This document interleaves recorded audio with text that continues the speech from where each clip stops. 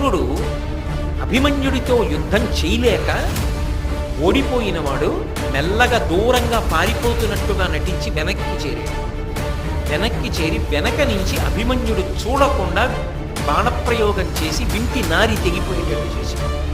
ఆ వింటి నారి తెగిపోగానే చేతిలో ఉన్న ధనస్సు పనిచేయదు. ధనస్సు పని చేయకపోవడం చూసి వెంటనే ఎదురుగుండా ఉన్న ద్రోణుడు బాణములు వేసి గుర్రాలు పడగొట్టేశాడు.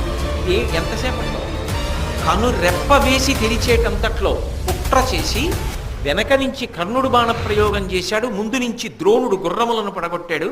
వెంటనే కృపాచార్యుడు బాణప్రయోగం చేసి సారథిని చంపేశాడు. కృపాచార్యుడు సారథిని చంపాడు. అశ్వత్థామ, కృతవర్మ, శకుని, బాహ్లికుడు నలుగురు 4 వైపుల నుంచి ఒకేసారి బాణములు వేసేశారు. అవతల వైపు నుంచి ద్రోణాచార్యుడు, కర్ణుడు ఇంతమంది దగ్గరికి వచ్చి ఒక పిల్లవాడని కూడా చూడకుండా అరేరే